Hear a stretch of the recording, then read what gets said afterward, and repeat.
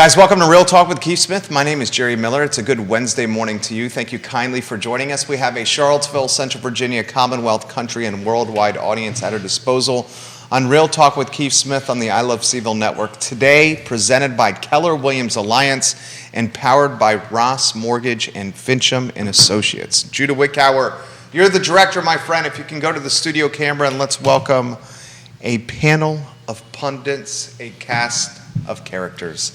Keith Smith, Woody Fincham, and Quinton Beckham. My friends, good morning to you. I hope you guys are doing quite well. Cast of characters, I got pundits. Panel of pundits. Panel of pundits. I'm really excited because, we're, as realtors, often blamed for being responsible for what anything costs. And instead, we get to pass that mantle and let it be Woody today. Oh, wow. Nothing new there, nothing new. The cost of real estate falls on the shoulders of the appraiser. And I know that's a sentence he loves hearing. As long as no one's throwing fruit at me, I'm okay. Woody, why don't you take a moment and introduce yourself to everybody watching the show? Woody Fincham, founder and president of Fincham and Associates. We're a residential valuation firm that's also transitioning over into doing some commercial work as well. And we've been here many, many years and love the Charlottesville area and just happy to be here.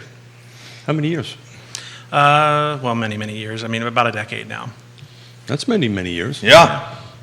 So talk about this going into, this is new. That's the first time I heard you were dabbling in the commercial. How's that going for you? So it's just a career goal that I set about 15 years ago that I'm just now starting to try to do with everything else in my life. And I've just got some classes to finish up, but I've been working with, I'll mention Heather Placer out of the Richmond market. She's a MAI that I've known for many years. She's a good friend, and she's been nice enough to work on a lot of assignments with me to help me get my experience hours up. We do a lot of property that stands on the edge of being commercial because we do a lot of large estate acreage. They'll have going concerns on them, like farms and wineries and things like that. So it's just a credential that I need to put under the hat. There you go. Mr. Beckham, how are you doing this morning? I'm doing good. I'm also kind of interested, I know how much work it takes to get a real estate license and then how much more work there is after that to be good as a real estate agent. What does it take to be an appraiser? What kind of process is that? And how long before they say, okay, you're okay, and they cut you loose? So it's different with each state, but the basic federal requirement, and Virginia follows that very closely, there's several licensure levels, and I won't bore you with all of them, but to become a residential appraiser, it's approximately 1,500 hours of experience that you have to have under another certified residential or certified general appraiser, certified general being commercial appraiser. And then you have to have 200 hours of classroom time, and it takes a couple of years to do. To get your certified general, again, commercial level, that's about 3,000 hours, and you have to have 300 hours, and it's actual classroom time. So it's in addition to your undergraduate degree as well. So this isn't something that you just do casually. You have to make a choice and really commit and go through some process yeah, definitely. there. And we're getting hit up big time right now to mentor trainees. That's what we call folks coming into the business. Sort of an old mercantile apprenticeship kind of deal. It's a little antiquated in my opinion, but long story short, with the markets doing as well as they've been doing, everybody's trying to get in. I know a lot of people are trying to get into the agent side too, and that's creating a lot of competition. But with the appraisal side, there's not many appraisers out there that will actually take on trainees because you ultimately are training your competition because no one stays. How does that work? How do they persuade you to do that? That's also on home inspectors. I got a friend who's launching a home inspection business, and he's doing ride-alongs with various home inspectors to get the foundation for the profession. Mm-hmm. And he's like, my competitors are training me, and some of them aren't too welcoming to that. Yeah, it's a tough thing to do. I mean, we want to have more new appraisers coming into the field because the median age is well over 50. I mean, I'm 45 and I'm young to be an appraiser still, which says a lot about the state of where the profession may be in a few years. We got a lot of folks getting ready to retire out. But if we don't bring new folks in, then there won't be appraisers here in 10 years. So we're trying to figure out how to get around that. So Jerry, in the run-up, you said you had a couple of questions already. I have a few because I want to get some lessons from the legends in our O-shift continuation discussion. But if you want to read a couple of questions, or I'll jump off with Well, the first one, and this is from a regular listener of the program, Grayson, wants to talk about the connection with what appraisers are doing and how real estate values are increasing exponentially quickly. It's a good question. It's a big question. I mean, really, it comes down. We said this last time I was on. It's really all about market analysis. A good appraisal firm understands how to do a granular market analysis, and that means knowing what the market's doing on a day-to-day basis. I mean, when we run our metrics for each report that we write, we're literally looking at what is the day-to-day change in the markets and how are we going to apply that over time. What's really difficult right now is we're not in a linear appreciation. The market's done this. It's a hockey stick effect. And the last, 6 months, even 12 months is a lot different than the preceding 6 or 12 months than that. So you have to look at it from multiple ways and take a couple different slices at it when you're doing it. So we've been talking about this. Everybody understands what appreciation is, right? It's when your home goes up. Everybody understands what depreciation is when it goes down, aka the time of great unpleasantness. Right. But I look at the market right now as more of a deceleration kind of Right. thing. Are you seeing that out there where instead of having double-digit increases in certain period of time, are they more back to somewhat what I would call normal? And what would you call a normal appreciation year over year, percentage-wise? That's a really good question because we don't know what the new normal is really going to look like yet. I mean, in a stable market, we're always at the 3 to 6 month period, but we're a long ways from being there still. I mean, we are starting to see an increase in days on market, and we're also starting to see some price adjustments as well. I think folks are being a little reactive to what they think is going to happen in the market. So we're seeing some listings that are starting to reprice themselves every several days, and they're dropping them for a price improvement and to attract more folks in to look at the property.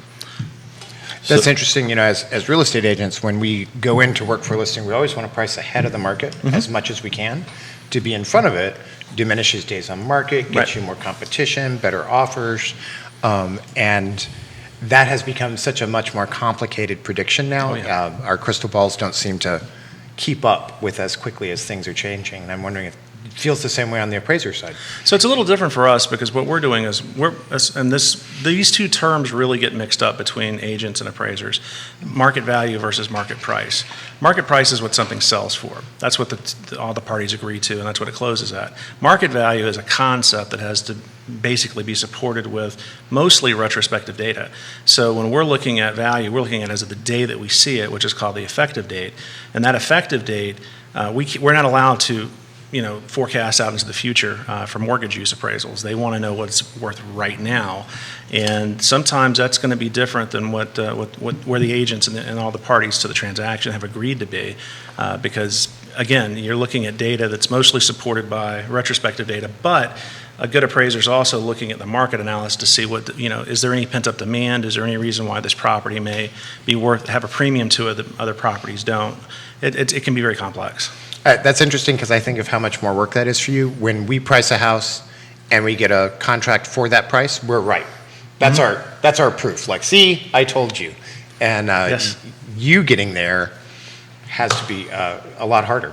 It can be. It can cause some interesting interactions with folks where they've priced it very high, maybe even beyond what we can support for market value. And in that situation, we often will hear from the agents that, well, market value is always what people are willing to pay for it. Well, not necessarily the case. I mean, if you look at shows, this isn't real estate, but like Antiques Roadshow, the appraisers there will give you what they think something should sell for, like a piece of art or furniture or whatever. And then oftentimes when those things end up at auction, they sell for a whole lot more because they're using the same methodology that we use. They're basing it on what similar things have sold for in the market, and sometimes the market taste is going to outpace what the market's been doing. So I did a quick analysis on Monday. In the last 90 days, like I do these 1 week snapshots. In the last week, ending on the 27th, we had 76 price changes in the MLS. 30 days ago, we had 12. And These are price reductions. These are price reductions Yeah. or price reductions. They're not going to go up in price after they've been listed. 90 days ago, they were increases. The 12 were actually increases. the 76 were decreases. So if you take a look at the delta, so price matters, right? In what we're doing, price matters. I don't care what market you're in, it always matters. And kind of one of the questions I wanted to ask you, two lessons from the legends. There's maybe a lot of real estate agents that are listening to this that maybe not have been through this kind of shift we're going in right now. How can we help coach people establishing new market value? Maybe if Quinton wants to kick off or whatever. So Sure. what tools, what can we do to help? Because we don't want to get in, we want to price it right because we want you to come in and say, yeah, this is right, right? So what tools can we do? How can you help us get there? That's an interesting question. I don't have a starter for that. Well, I think one of the things lately that has sort of been given, I laugh at when I see, because I'm a Realtor member of the local association. I don't sell real estate. Nor We do all I- sit at the same board table together. We do. But I'm just an appraiser. I don't do any sales at all. And I get all the emails that go out through our association, just like you guys do. And we're not looking at decreased pricing as a term anymore. We're looking at price improvement. And I think a lot of that is how you kind of couch it. And it's all about, how are you going to market what you're bringing to the table, I think, and helping people make good decisions. Because that's the big question, I think, right now is if you buy, are you putting yourself in a position where the market may be normalizing or even decreasing to a degree where you're going to lose some equity? And I think that's the biggest question that a lot of consumers are asking right now, at least what I'm seeing anyway. But do you see that, in your professional opinion, right? Because we get asked this question all the time, right? Did I just miss it? Is it too late to buy? Is it too late to get in? And I'm going to get into an analysis in a minute that I did this morning at a home at Lake Monticello for sale versus rent on that end of it. But, we get asked that question all the time. Is it too late to buy? Did I just miss it? My PhD anesthesiologist, doctor, son-in-law goes, oh, we missed the market. And I don't think so. And how would you answer that question? Well, I mean, if you need to buy a home, and buying a home is always, I think, better than being a tenant. With the way the rents are outpacing everything else right now, I mean, it is the highest appreciation of all the real estate categories we talk about. You're better off having equity in a home. And even if, I don't think the market's going to have any major correction anytime soon as far as going down. Again, I think, like you're saying, it's decelerating and we don't really know what the new normal is going to be. But in the end, I think you're better off as an owner than as a tenant because you can't control what's going on. And so much of corporate America owns single-family stock right now. And that's really pricing a lot of normal people out of the market, unfortunately. Well, Michael Buchensky, Michael Guthrie, welcome to the program. Michael Guthrie, I'll get to these comments here in a matter of moments. Michael Buchensky said last week that a $20 million deal he was facilitating with financing was essentially a hedge fund or private equity buying an entire Waynesboro neighborhood. Right. So we had He literally said that on this show. Absolutely. So I just read an article this morning. Congress targets investors and asks, where are all the houses gone? So that Congress is actually looking at that very, very topic. I read it quickly this morning on Inman. Jerry? Michael Guthrie, we'll get to his comments here. The market has been shifting quietly for the last 2 months, not just price adjustments, but also look at the back-on markets that should be highlighted on this talk show. So houses coming back on the market he would like us to highlight. Well, the same analysis week over week, he's 100% correct. 30 days ago, there was, for that same week snapshot, there were 6 that came on market that week from the 20th of June to the 27th, 26. So 20 more came back on market. And this comment has come in. Ask Woody how he characterizes today's market and what's coming. Does he feel pain is coming? I think we're good for the next year. Beyond that, my crystal ball is a little cloudy. I've got one here if you want. I got a really clear one right behind Some you. days I could really use it. Me too. I mean, we're really shooting in the dark when we get beyond that. But I mean, there's no economic indicators right now that make me have any great pause as far as the market going horribly wrong. Will the market decelerate? Yes, it's definitely going to decelerate. But I don't know. This summer, we're still doing pretty well. I mean, if you stack up where we're at now versus historically over the last year-over-year change, or even going back 4, 5, 6 years, we're still right on pace with everything that where we've been at otherwise. So I don't see any great indicators right now that would make me fret. How about Kevin Yancey's comment? Explain how an appraiser says my 6-year-old home has X and Y worth X, Y, and Z, but if, say, a water line busts, the insurance says X and Y are worth X, Y, Z due to depreciation. Insurable value is a different concept completely than market value. I'm an expert in market value. We do some we come in sometimes as a firm and we'll be asked to give an opinion of insurable value. But insurable value is all about replacement of things, and we're looking more at what contributory value from a consumer perspective would be when we're doing market value. So they're two completely different things. And insurance companies always, I hate to use the word manipulate, but they're always trying to make it work in their favor as far as what they have to pay out when they're. I think that's called I manipulation. think manipulation is the right word right there. I think well done. I agree with you, Woody. Yeah. Fred Ritter giving him props. Al Torres giving Woody some props right here. Amanda Spagoni dropping some props for Quinton Beckham. Same with, is Michael your nephew? I feel like I know That Michael. is my nephew. Yeah, Michael Beckham, I feel like I know you. Yeah. And Burroughs giving QB some love as well. Gentlemen, Woody, is your waiting list of clients, how deep is it? How long out are you calendar-wise for getting jobs done? Well, it depends on the client. With a VA, they give us 10 business days, so they always get priority. We love taking care of our veterans. Thank you. Because they've taken care of us. As far as private equity work, we do a lot of high net worth estate work. I mean, those can take anywhere from 3 to 4 weeks, sometimes longer depending on what it is. Normal mortgage work, normal everyday middle class property, we're looking probably at 3 to 4 weeks. Other firms they do have shorter turn times right now, but they're also mostly focused on just doing that everyday, townhouse, condo, and single family in the middle class market kind of stuff. We're more of a specialty firm, so some of our turn times can be a little longer. Jump in, Quinton. Nope. Good dinner last night? Dinner was really good last night. No, I was just thinking, I read about real estate constantly, and I try to follow things a lot. We were talking about investors, and it's interesting because there's good arguments on both sides. Mm-hmm. There's the argument that capital and investors are causing a problem, and then there's an argument that there's such a small slice that they are not causing a problem. And I've seen really good data that when you read it, sounds like it's true. Addition to that, first quarter of last year, only about 14% of mortgage initiations were first-time home buyers versus first quarter this year where that's 25%. And so we are still seeing a good portion of the home sales be for first-time home buyers. And so I think all of this... So you're saying 1 in 4? 1 in 4. Well, That's good data. It's excellent data, and I'm just trying to read through this article, which I read through earlier. I just think the House is going to take a look at everything that we just outlined on, I just read through it quickly. They're going to try to be looking at how to do zoning, and it focus on what Neil Williamson is always focusing on is more as... Yeah, but should the federal government be in jurisdictional zoning, local zoning? I mean, the last thing, you're talking to a libertarian here, the last thing I want is the government involved in more stuff.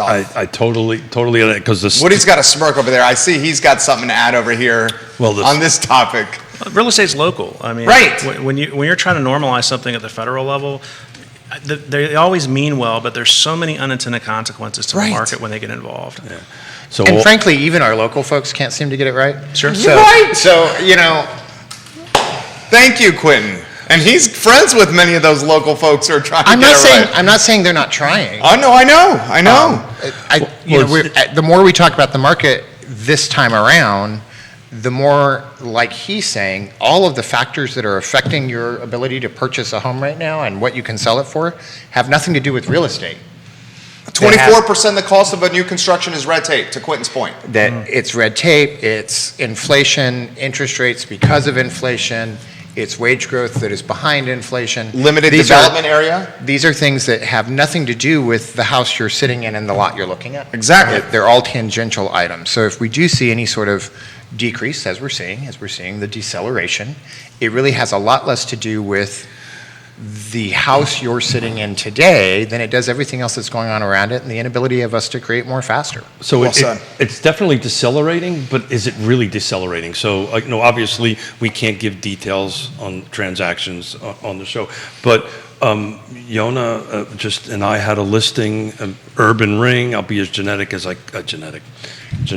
can be, maybe a little genetic too. Is that coffee? That may or may not be coffee. We call that cough syrup on the set. That's right, we call it cough syrup.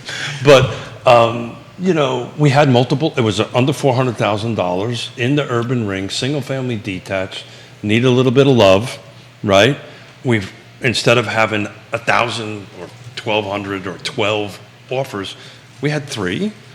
Which is great. Acceleration, we had an acceleration clause, and I haven't seen this in a while, had a appreciation clause in it that appraisal clause, whatever it appraises, they'll pay it over. So are we really decelerating, or is it just less? I don't know. But is that a unicorn house? Is that a unicorn listing without getting specific?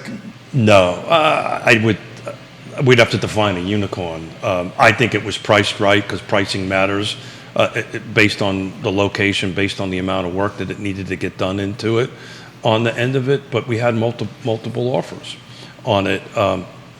It wasn't a ton of multiple offers, it was just a couple. So instead of it being 11 people being disappointed, there's only 1 or 2 people being disappointed. Comments coming in fast and furious. Woody Fincham, a popular man in these Central Virginia circles. Delvin's, and Michael's got a follow-up. Michael, why don't we go to your follow-up, and then I'll get to your comment, Delvin C. Key, who's watching the program. This is from Michael. Solds for the first 6 months of 2022 are all 58 homes from the first 6 months of 2021. What was the expectation that you thought 2022 was going to have roughly 2/3 less inventory sold? Yeah, about a third. About a third? About a third. Yeah. On that end of it.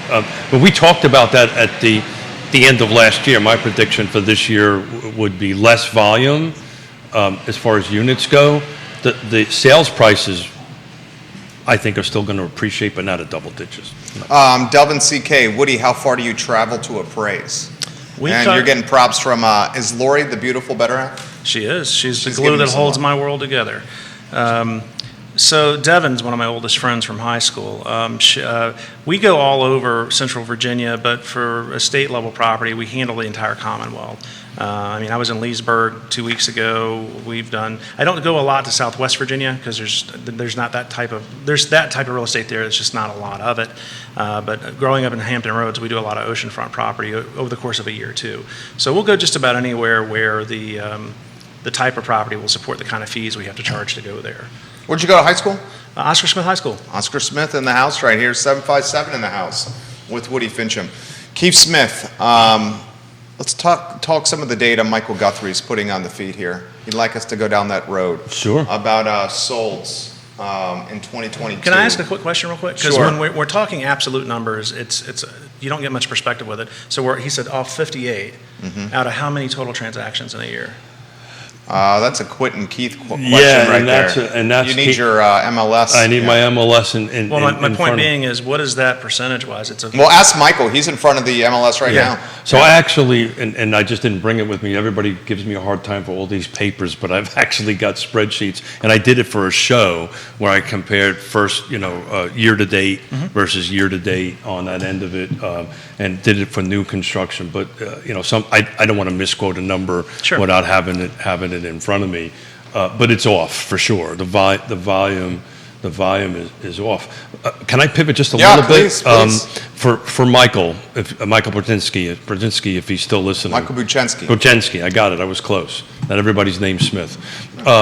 I actually did a quick rundown. There's a home that just came into market, Lake Monticello, for $279,900. If he can run some quick numbers for me, at whatever the current mortgage rate is with a 3% down, what's the PITI on that?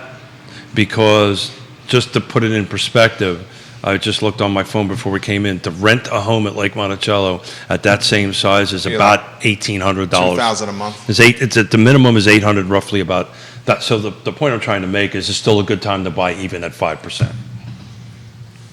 It's always a good time to buy. Always a good time to buy. It's always a good time to buy, especially in this area with rents appreciating the way they are.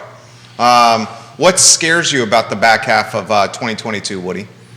If there's anything that scares you, what is it that puts fear into you? I think we're good.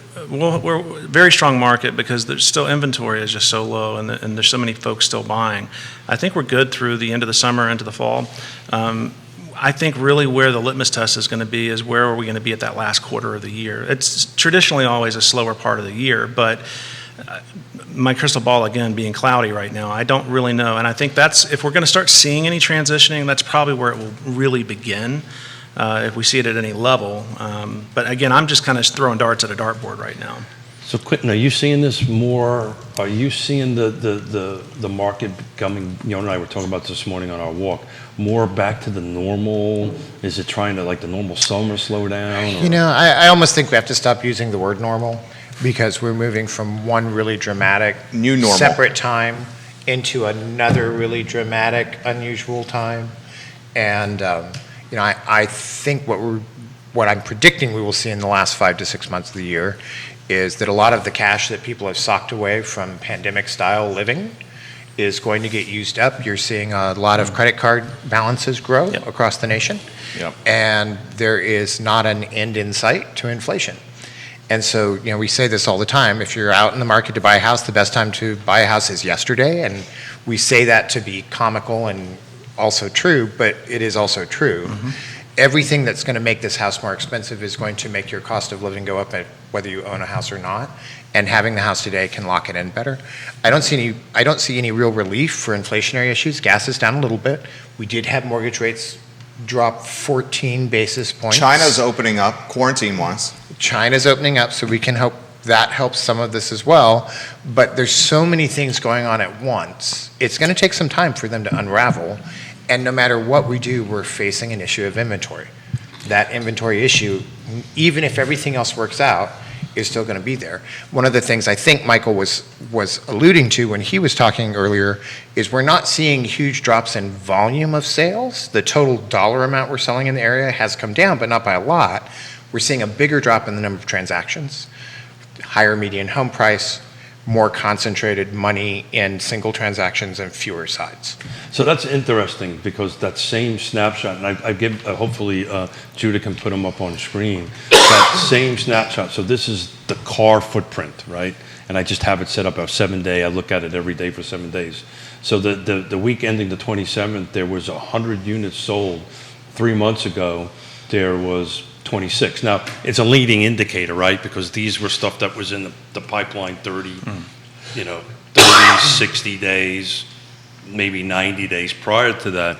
But just a quick snapshot, that's not showing the volume of sales going down. That's showing, over 3 months, 75 more sales. What about seasonality, though? Because that's the question I was trying to ask. This is the busier part of the year for us usually.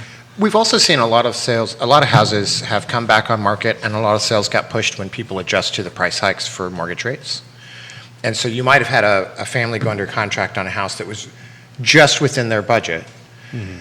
It took too long, the rate wasn't locked, the rate went up, they couldn't afford it anymore, and those went back on market. And so I think you're seeing things push forward a little bit as people take this pause for what are we going to do until the next time the Feds meet. And so I don't know that if you look on the long run, you're really seeing an increase. You're seeing them shift from 1 month to the next. And on that note, we'll give a plug to Scott Morris of Ross Mortgage for his lock and shop program that he offers his clients. Are you seeing, have you had any clients with rates go up on them, get out of a transaction because they couldn't afford it? No, we have not had that happen, right? Generally, before we get them under contract, we pretty much got it all. The lock and shop is in. We're locked in and ready to go. But I do have a question for Woody. Are you doing more or less refis? Are you seeing that process change a little bit? They've dropped big time, haven't they? It's definitely dropped. Folks will continue doing refis when they need to put a kid through school or start a business or something like that. It's still better than using a credit line like a credit card because the rates are so high. But the new normal there is definitely no refis. I've got colleagues all across the country that are telling me that they are virtually dead because they unfortunately they modeled their business after just chasing mortgage work and didn't diversify their client base because it was, the last 5 years have been remarkably busy for all appraisers, but the refi business is definitely down, and that's across the country for sure. What about ARM? When you look at to do an appraisal, do you know what the loan product is typically? We do Are you seeing most of the ARMs going time because usually that goes into the contract information. However, if it shifts from what was originally put in the contract versus sometimes I'll change the mortgage product is what I'm trying to say. But we are seeing ARMs being written into the contracts, not at a high percentage right now, but they are definitely where we were seeing none. We're seeing some. We've seen the 10s, the 10-year ARM. Honestly, I haven't gotten that granular with it. I sort of look at it as more like data noise right now than anything else. Does if a homeowner goes with a home equity line of credit, a HELOC, is an appraisal needed Sometimes. for that? Yeah. It depends But not on- every time, right? Right. Like I mentioned earlier, we do a lot of high net worth borrowers, and they use HELOCs for all kinds of things. And if they've got a really big estate that's complex, if they're sitting on 100 acres, they can't do a drive-by appraisal on it. You have to go onto site. So they are, in those situations, are usually going to do an appraisal, depending on the amount of the HELOC and things of that nature. So, Quinton, are you starting to see the tempo pick up in your shop a little bit in the offices? Meaning the tempo of phone calls. And the reason I asked that question, I chair the land trust, right? And we have one unit out, and pretty much the last 2 weeks I got 0 phone calls in, and it feels, and all of a sudden, Price point? well, I think this shock of going from 3 to 6 is starting to settle in a little bit more. I can tell you in the last 24 hours, I've had 12 phone calls from agents. Tell me about this product, right? Because that's usually how it starts, because they need done. But it was like crickets for like weeks, and then all of a sudden, in the last 24 hours, we've been getting a lot of phone calls. I don't know that I've seen it have any great swings or roller coastering, but on the overall trend line is going down in terms of people searching Google, finding us, clicking, getting a phone number, and actually making the phone call. And so we're seeing a lot of internet activity on the sites that we market on for people just sort of checking out neighborhoods and what did the house down the street sell for and what is my house worth today. But those actually flipping over to somebody that's making a phone call to reach out to a professional to ask questions, that number has gone down. It seems like our phone call tempo has changed, and I can't quite figure out why. I think it's because you're hosting Real Talk with Keith Smith. Well, Cameron Palmer, welcome to the program. that could be. Ours has actually been going up. We're getting more consumers rather, calling us, getting ready to put on the market. And they're like, well, we want to get an appraisal because we want to know what the real market value is. So talk about that. So tell us how that process goes. So, folks will they're interested in doing something. Of course, a lot of this is involved with handling estates where, parents have passed away or something of that nature. And the kids want to put it on, but they need to do their diligence to take care of the estate. So they hire appraisers, and that's normal. Recently, maybe the last quarter, I don't track the numbers, but we've definitely had an uptick in how many of those consumers are calling us. And we're dealing with a couple of buyers right now that are actually getting ready to put a contract on property, and they've hired us to do essentially like a pre-listing appraisal. They want to know, what is this worth and what should I offer on it? How do you feel about that, Quinton? I think it'd be interesting to have the conversation of the difference between assessments, appraisals, and a market analysis. And what the house actually sells and how for. they are not the same thing. They are not. They are, I think you need to open up that bottle to have that it's, And you should throw Zestimate in there, too. For sure. no, I'm not going to. You're not a fan of the Zestimate. Oh, we get hit over the head with a Zestimate almost on every deal we do that doesn't support contract. And how do you explain that away? It's a talking point. It's a black box algorithm that I have no way of understanding how they get to where they are with it. And all props to what they do at Zillow. Their market analytics are on point. Yeah. But their estimates get thrown off by a lot of noise. I mean, a couple years ago, you'd see single families where they were using condos as comps. Now they hide all that. You don't know really what they're using as comps or what they do use or don't use. But if you're in a very homogeneous market, it's pretty reliable. But when you get out into the county or even Lake Monticello is such a bunch of different property types, it can really be thrown off. I mean, we've seen them off 10, 15%, and that's a lot of money. And I think particularly in real estate, it's true that there's white lies, there's damn lies, and then there's statistics. Sure. And you can line up 3 houses that are otherwise identical, and based on deferred maintenance and who owns a vacuum cleaner and who owns a lawnmower, Right. those house values are very, very different. And those are things that, when we start talking to somebody about their house value and they want us to tell them about the neighborhood, we can give them generics. Right. But narrowing down that bandwidth to what their particular house works requires a visit. And I think you're saying the same thing with a lot of the appraisals that Yes. you're doing. And I hope consumers understand that assessments and your tax assessment to your house value, they have almost no relation whatsoever. And the appraisal versus the market analysis that realtors do are two sort of sideline ways to determine on where is the middle and make our best guess based on our experience. Assessments that's actually what brought me to Albemarle, was that I was the deputy assessor here for the county. I didn't know that. Yep. I spent a year and a half there and then went on to a job at the state. But assessment is hard to deal with because it is statistics. That's all it is. And what they're doing is they do what's called a sales price ratio, and they try to adjust the neighborhoods based on how the sales prices have changed from year to year. In Albemarle, they have a staff that's appraising somewhere around 45,000 parcels every year, and they use basically the sales ratio method for almost everything, and they use old data. So by the time your new assessment year comes in on July 1st, they could be using data that's 12 or even 18 months old. So when you're in Which is an eternity. Yeah, it is. I mean, with a market that's changing daily. So if you're in an appreciating market, you're usually under-assessed. If you're in a depreciating market, you're paying more on your taxes than you probably think that you should, but it's legally based on, that sales ratio study. Comments coming in here for Woody. Timothy S. Evans, watching the program. The oldest baby boomer, Timothy says, is now 76 years old. The real estate market will be big, if not huge, for the next 15 years.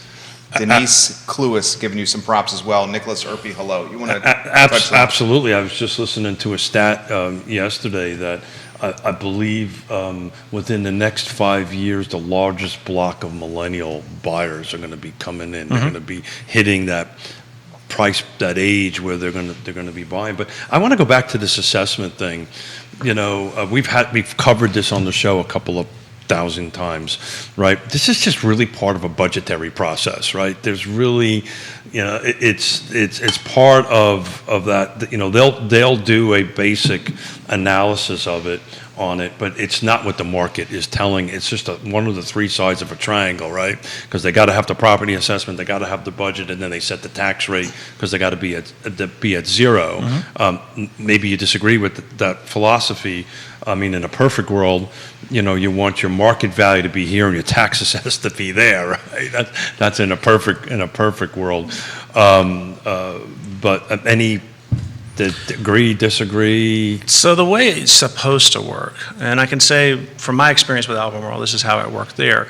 The county managers or supervisors rather, leave the assessment department alone to do what they need to do. Legally, they are supposed to do market value. The most important thing with real estate assessment or tax assessment is equity. If you can mistreat a property, but you have to mistreat it equally with all the other properties in the universe that it exists within, right? So they look at equity first and then market value second. And for the most part, I think Albemarle is left alone to kind of do what they're supposed to do. Now, on the converse, it's up to the supervisors to set their tax rate. Now, if the assessments are going down, of course, if they need more money in the budget, then at that point they're supposed to raise the tax rate. I'm not aware of their. What happens when assessments go up 12% on average across the jurisdiction, and then the real estate tax rate is raised at the same time? I think we all know the answer to that Okay, question. because that's what just happened. Do we want to talk about that? And a little bit of inflation thrown in there. Just at the same time, personal property taxes went up 25%. That's the real story. That's the real story. And because there is really, what is it, just Kelly Blue Book or whatever it is, there's really no rationale or process to establish in value. In Fluvanna County, our home county, my 2017 Tacoma truck was tax assessed more than when I bought it 5 years ago. Yeah, I said some unmentionable crazy words on air that when I got my tax bill this year. It seems almost against common sense, but I understand what's going on with it. Luckily, the real estate tax rate didn't change. In Fluvanna. Yeah, well, Fluvanna, yeah. Right. It's interesting you bring up cars. I just had a friend that they sold a large suburban of theirs for twice what they paid for it 8 years ago. That's crazy. That's crazy. And another one that sold a Volvo sedan. Did they buy a new car? For more? No, they just decided they didn't need it anymore. Because between Since when did cars become like? they got their personal property tax bill, and more jobs have moved remote and at home, and they looked at their overall life and they're like, yeah, we don't need this. Sure. And they got rid of it. Yona's trying to do that with my boat. You don't use the boat. Get rid of the damn thing. You know, there might be a boat for bike kind of thing. You could, There you go. just saying, you might have some leverage Yeah, here. yeah. So he's negotiating for me. So we'll get this. Sorry, Yona. We'll get this out there. Mr. Beckham and his cohorts took me out on a 28-mile ride on Sunday, and to say my legs are still a little sore would be an understatement. How'd your bike hold up? The bike did good. I'm not so sure The bike looked kind of exhausted at the end of it. It was a little tired. I think you're mixing me up with the.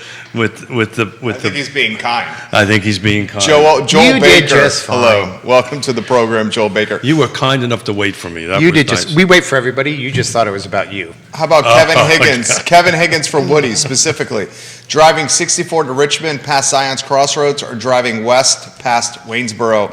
Woody, what do you think is the next target or boom area? Personally, if I were going to make a decision to head in either direction, I would go west. I think it's the market's just a little kinder to consumers right now, but that whole market area between Zion's and Western Henrico, we're seeing a lot of activity there too. It really depends on your lifestyle and where you need to be. I mean, in either case, you're looking at bedroom communities, and I guess it really is going to depend on where you're commuting to, or if you even have to commute anymore.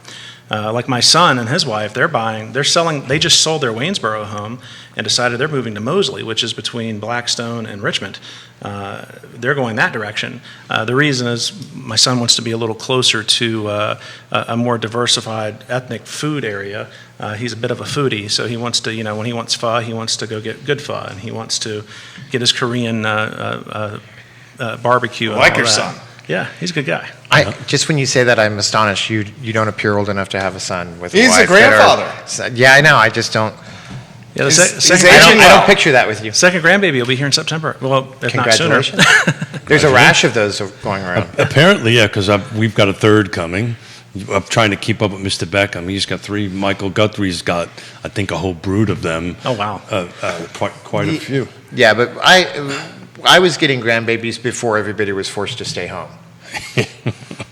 What does that mean? You're old? Is that what that means? No. I'm gonna What does leave that one mean? alone. I'm just saying that, when there's good programming on television, there's fewer grandbabies. Apparently, my daughter's not watching.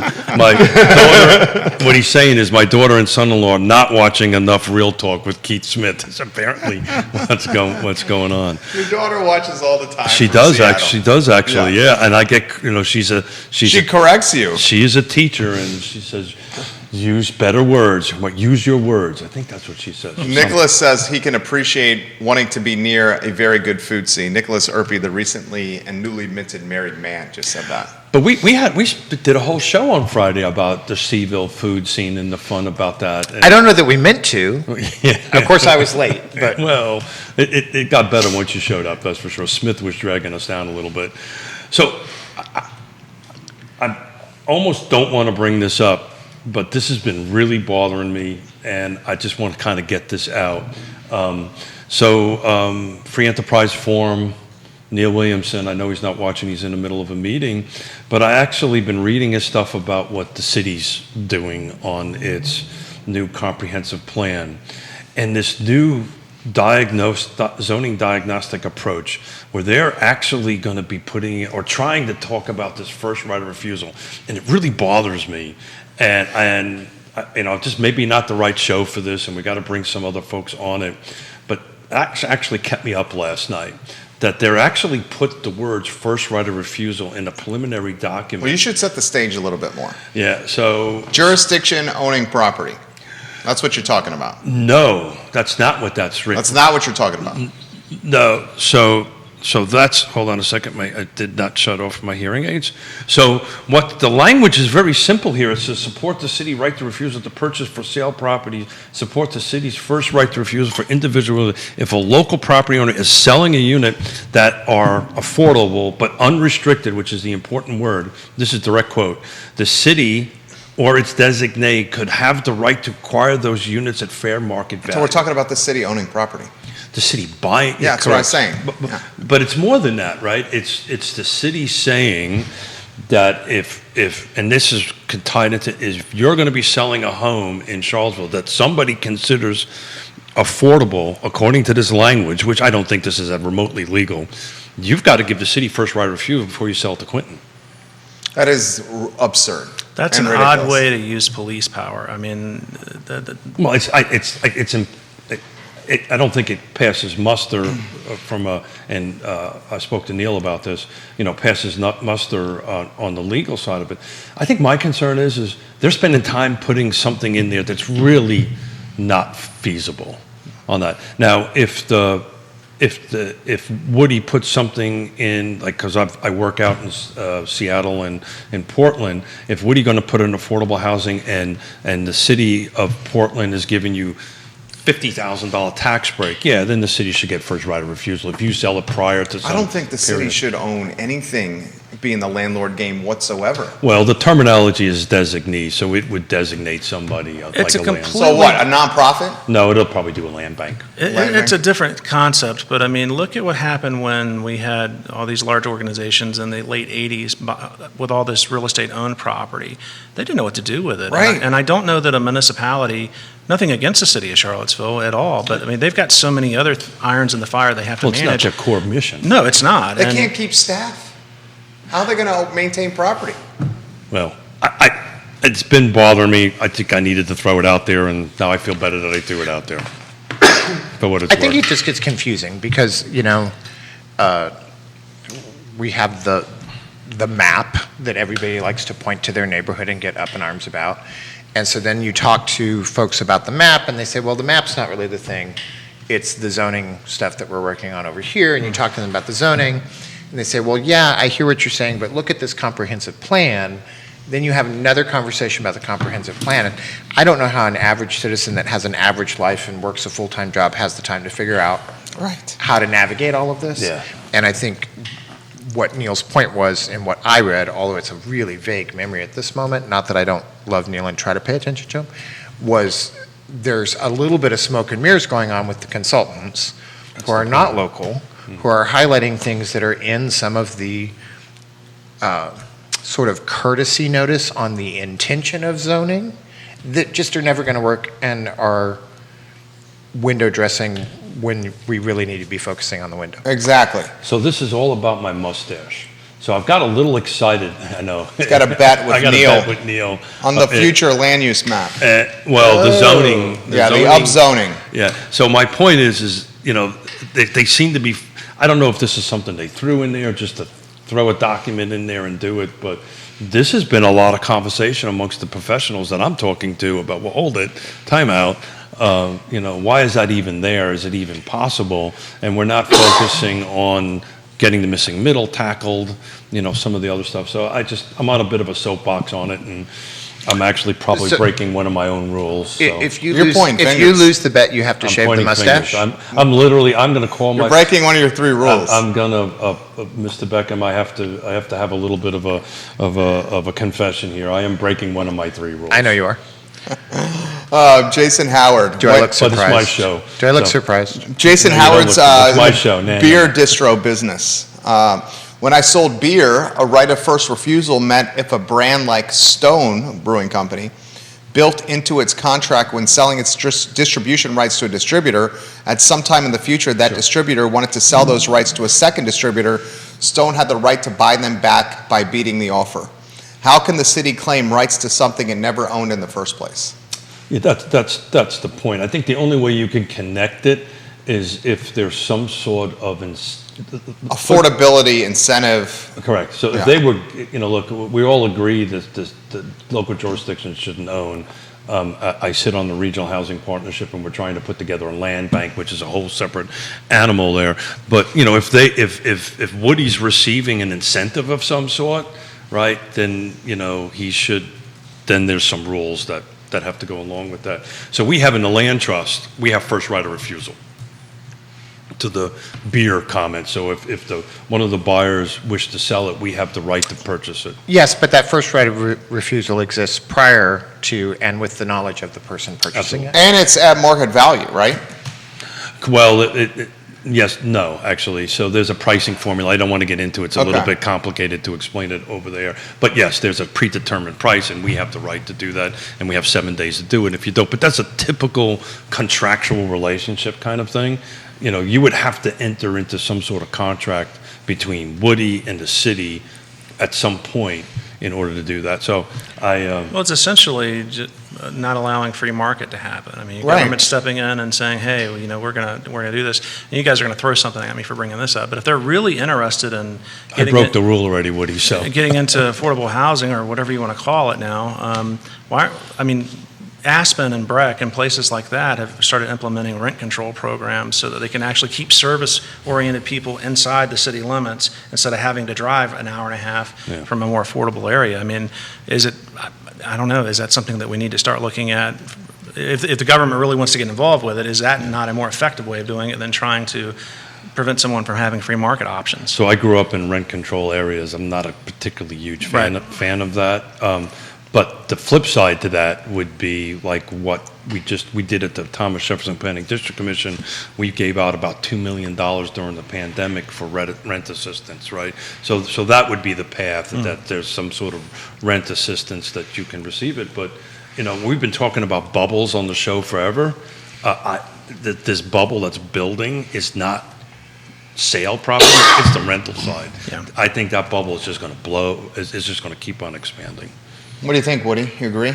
I mean, you have all these companies that are moving their money from the market and putting it into the dirt, basically. They're buying existing housing stock to do it. I mean, at some point, there's got to be a diminished return to it, but when and what? I mean, maybe I'm just to counter your point, maybe it's not going to happen. I mean, is home ownership going to become a diminishing thing in our culture because of how much Wall Street and these Well, big you're companies saying got only into for it? the elite, only for the wealthy? Well, I That's think where they're that's why heading. Congress is looking at, Right. maybe looking at that. Again, not taking a dive into the letter, the article, excuse me. Quinton's thinking. I can see it. Yeah, I think, you know, we're talking about government being involved in real estate and free market, and I think we're missing the fact that government is all over real estate and has been for forever. And they're involved both directly and indirectly with housing, with what a house costs, with where it is, with how close it is, and what does the transportation look like. And so we're talking about free market stuff, and there is a lot of free in our real estate market. And to say that government shouldn't be involved is fine about the specific items we're talking about, but government is just all over the housing market. Too much so, I think, to a certain degree. At the local as well as the state and federal level. And so I don't think it does us, I think we do ourselves a disservice to behave as though they just have to go away. I think there are things there that either because of history or because of necessity, they need to be involved in. Sure. Maybe not, you know, the community councils that worked out so well in the past for Albemarle, but there are ways in which they can have positive effects, and we say this over and over and over, there's not going to be such a thing as affordable housing unless government does get involved. We can talk about housing affordability, But this is a different beast, though. I mean, you're talking about things that have always been an indirect problem, or what's the word I'm looking for? They're interloping in an indirect way with a lot of what you're talking about. When you first write a refusal, that's a direct interlope. Yeah, but I can't see that's that. a bit of a red herring I would agree with because that. the point of saying Sure. it was that it was never going to happen. And That's if the government point. really does want something, they would do it through eminent domain. And in our local past, we've never been really good at deciding this property isn't being used well, we're going to rearrange how it's used, and it's going to be a big improvement. That's never been something we've been There's great a at. building not too far from here that that's kind of like that. $65,000 a year in taxes the man is paying for the Dewberry Hotel. This is a recurring theme. Active on his taxes. Yeah, so that's a and recurring theme. They can do nothing about it. Michael Buchensky watching the program's got multiple comments coming in. Hey, Mr. B. Buchensky is a good guy. He makes the program better often. Coach B. He says, I think the hedge funds will continue buying up whole neighborhoods in this area and turning them into rentals. He highlighted on a previous show that he's financing a $20 million project where a hedge fund is buying a neighborhood in Waynesboro. He says big government wants its citizens to be dependent on them, so government owning and making rentals the new form fits the narrative. He also says there's a big issue in response time locally. In Augusta County, for example, you can get someone on the phone immediately, but with the city of Charlottesville, it takes weeks. And he says, hi, buddy, to Quinton. So Mike B, did you get a chance to run some numbers on that 279.9 buy? I'm just curious what that PITI, principal, interest, taxes, and insurance is on that versus an $1,800 a month rent. I'm just curious what the delta is on that, if there is any. Run that by him again. So there's a house in Lake Monticello, 3 bedrooms, 2 bath, 279.9, just came on the market, 3% down, whatever the going rate is right now. What's the PITI, principal, interest, taxes, and insurance? That same home is about the cheapest rent I've seen on apartments.com and a couple other places, about $1,800, somewhere between $1,800 and $2,000 on the end of it. So I'm just curious. I think people are panicking. That's I think part of why the phone calls are picking up on the land trust and this entry level. I think the O shift has kind of changed a little bit about thinking of the interest rates, and I'm just curious what that comes out. I did some math quickly on a pen. The media is hammering the rates on every platform. It's everywhere. And the point I'm trying to bring that up is that. Is it really that look bad? At this platform. We're talking rates, all the time. Your wife says it's completely, Woody's wife, the fabulous Lori Fincham, watching the program, it's completely unfair for consumers who need to rent but cannot afford to do it. There's a lot of unfair out there, man. And rents are obscenely through the roof. The first-time home buyers having as difficult time as ever buying a house. And we're trying to be empathetic for everyone that's out there. But the root of the cause is there's no inventory. And there's so much regulation that's limiting the inventory coming. And when Supervisor McKeel, who I have a lot of respect for, comes on the show and says, I'm not going to vote to expand the development area. We're not using the 5% development area at all right now. There's no way I'm going to vote to expand it. It shows me the inventory is not going to improve anytime soon. Malik's not going to do it. Yeah. Jim Andrews ain't going to do it. Well, I think since when she was on the show, Steve Harvey would do it, but he's got a force in front of him in this election in November of next year. So I think a lot of education has changed since the time on that. I'm not so sure that that's as absolute as it is today as it was several months ago when we did. I've had a bunch of one-on-one meetings with these folks that do that. So I think, is it on the table today? Probably not, but it's being thought about a little differently at this particular point in time. You have arguably, if you want to talk about that, you have one of the most important Board of Supervisor elections and maybe Albemarle history coming up. 3 spots up for grabs a year from November. So it's an interesting. I disagree with that a little bit, and I don't disagree with the fact that all elections matter. All elections are important. Half the board is up for re-election. But half. So let's assume, for the sake of a talk show, it changes a certain way. Any project that would come in won't get approved and done years during that. But if the half doesn't switch, you're 4 years back, even further behind. Yeah, you're 4 years no matter what on that end. You want to touch on that?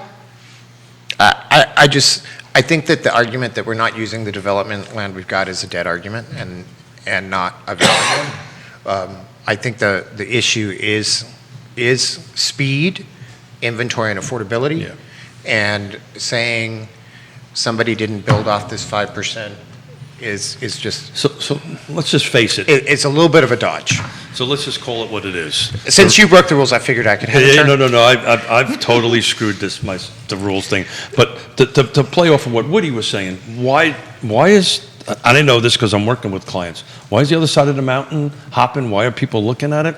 Path of least resistance, right? The path. He's talking developers. The path of finding a piece of property, rezoning it, getting the site plan done, you're smiling, getting the site plan done and putting product in the ground is a fraction, a third, a quarter of the time than it would be in Albemarle County. So Michael Buchensky watching the program. So when we highlight Buchensky watching, this guy's First Heritage Mortgage. He's in the game, just like these guys are.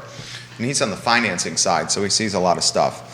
To answer Keith's question, $1,700 principal and interest, add taxes and insurance, so you're looking at $2,100 a month. Got it. $2,100 a month. So for about a couple $100 more on what you can rent, you can own. Yeah, You're building equity over time. Yeah. Building your wealth. piggy bank. Yeah. And in a year, it won't go up 16%. Right, Exactly. right. And he also says, this is a bearish take. Yeah, This is a very bearish take. I would not be surprised. We are moving into a great stall. No inventory, high rates, and sellers wanting top dollar, and buyers thinking it's time to wait. Stagflation, baby. Get ready. Yeah, so the one part of stagflation Employment is missing. But you're right. So I've used deflation with deceleration.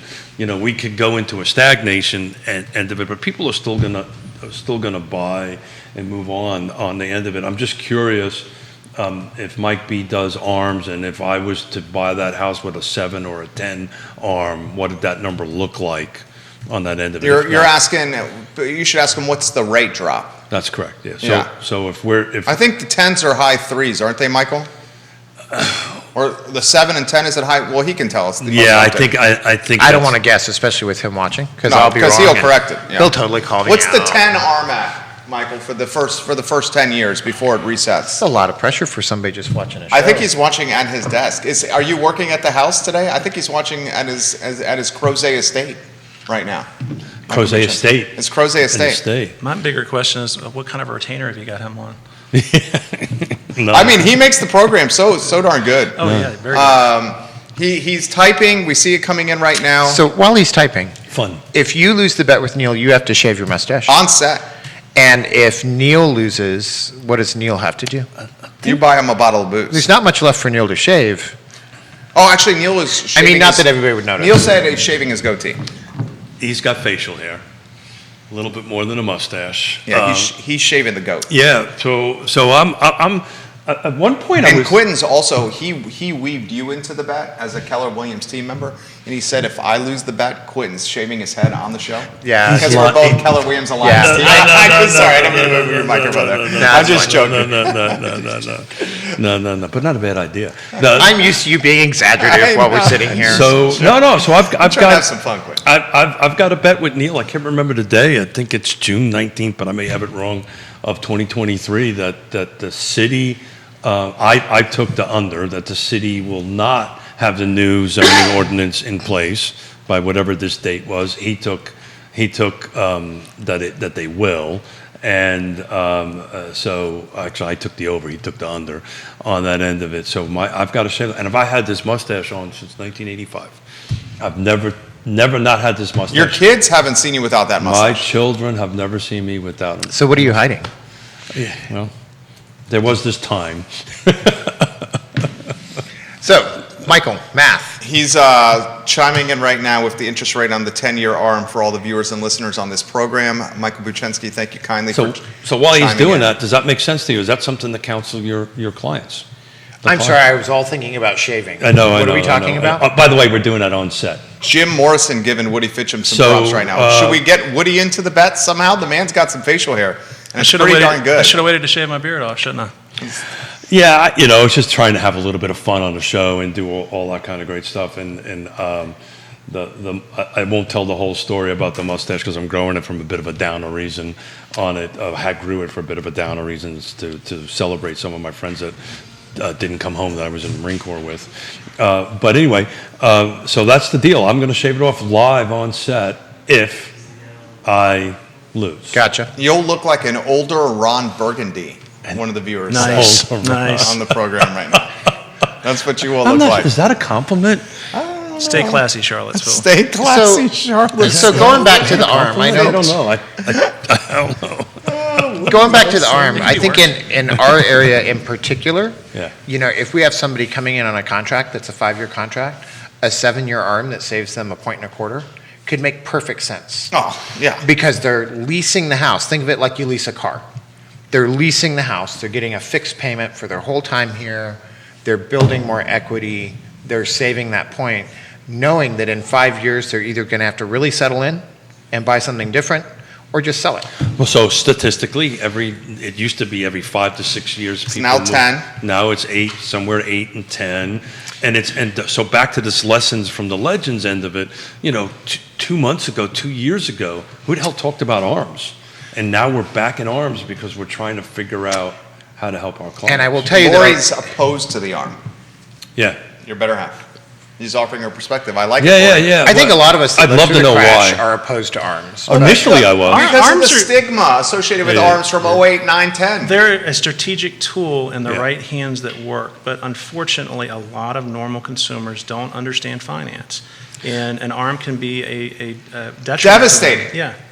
But we've been talking about this, 1s, 3s, and 5s. Personally, I would count, unless you really are planning to get in and out pretty quickly on a home. But 7 to 10, the interest rates go up and down. If you can pick up a 2-point spread. Oh, this is good feedback. ARM rates are not, this is Michael. ARM rates are not any better in most cases versus 30-year. Yeah. The 30-year in high 5s, low 6s right now. ARMs are very similar. Also, the Fed basically made the 5-year ARM high-cost loans, so 5-year ARMs will be going away. The 7-year ARM will be the new 5-year ARM. Yeah. That's from Michael. Yeah, so that's all kind of tied to the Fed rate and all that kind of great stuff. X, since we're on all this thing, and I'll throw this hand grenade out there, ask him what he thinks about the 40-year. Do you see any 40-year loans in your? Are you asking Woody or are you asking the panel? Everybody, whoever's listening. I haven't noticed any, but I'm not shocked that we're heading in that direction because, look at what happened with car loans. What was the longest you could get? At one point, it was 60 months, right?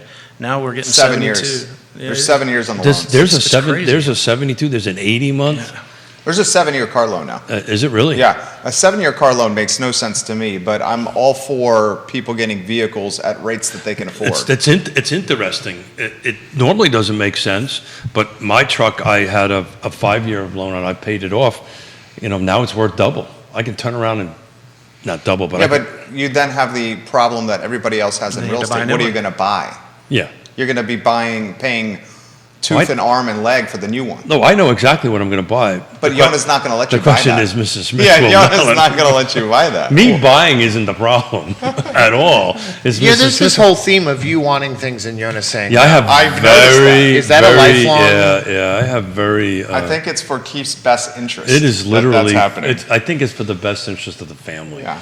you shouldn't worry about big government. I think that's just out of order for It's you. out of order. I should not. worry Yeah, about completely big out of order. I'll keep it local. How's that sound? So what Michael B is saying that even the 7 to 10 ARM isn't going to help that monthly. No, payment. he's saying that the rate's the rate, and he's saying the 5's going away.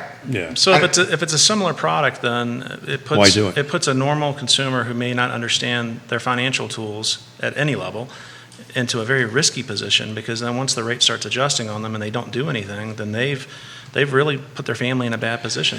Well, this is why your lovely wife doesn't like it because she remembers the time of great unpleasantness, right? Yes. Where people were getting these interest only, and I think that's something that you're going to probably see rear its head again. I hope not. I think you will. What, interest-only loans? I think you're going to see interest only loans. I think you're going to see no doc loans start coming back. Well, everything you're outlining, I hate to say this, my friend, is the recipe of 08, 09, and 10. Except There's equity in homes, and they're not utilizing them as piggy banks to get money out of them. Woody's rules that Woody needs to play by now is very different than back then, right? It was a different game. And that might be something great to talk about a little bit. So what is different today, the way you do business based on regulatory requirements versus 2004 and 5 or 6? So we're watched very closely. Fannie Mae and Freddie Mac, and hats off to Freddie. Danny Wiley up there is one of their chief appraisers, and Scott Reuter. I know both of those guys are great appraisers. But they've changed the way they monitor data.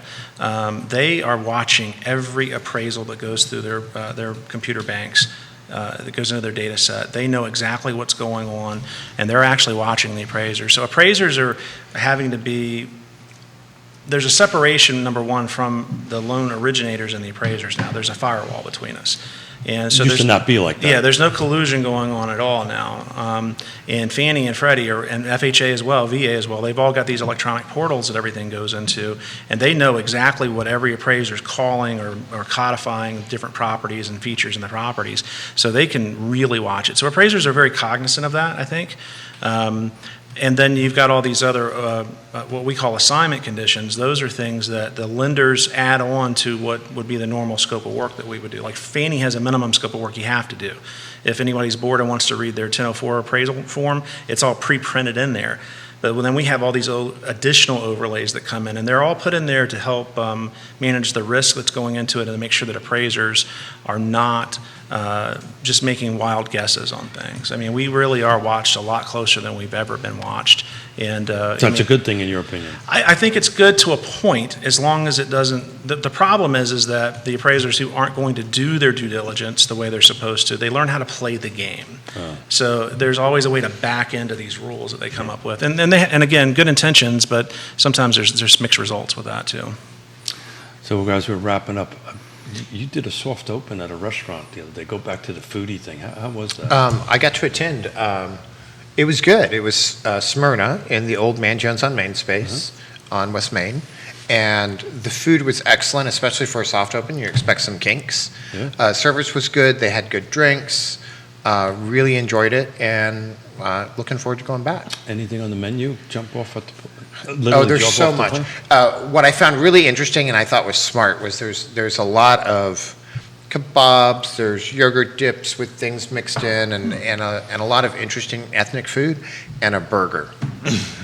And so if your other half or your group has somebody that's just like, no, I don't want, there's a burger. And it was really good. Whoa, how did that go? I think he wants you to I can't do that again. I want you to do the noise again. It's in the old Mangiones on West Main. Did they change the interior? Yes. They did? Yes, and you should go see it. Okay, we will check it out. Last comment from viewers and listeners from Michael, who made the show better. Thank you, in Michael. 12 to 24 months, we will be in a recession and rates will likely drop. Between now and then, we will see odd load options to try to fill the void. For example, I have a 2-in-1 buy down where a seller or builder can pay to buy the client's rate down 2% in the first year, 1% in the second year, then going to the original market in the third year. So for example, a 6% rate today would be 4 in the first year, 5 in the second, and 6 on the third. How much and is moving that, forward. How much does that cost though? I mean, it's going to cost something. Yeah, for sure. It's going to buy down. Speaking of government control, Lori said you cannot join the facial hair challenge.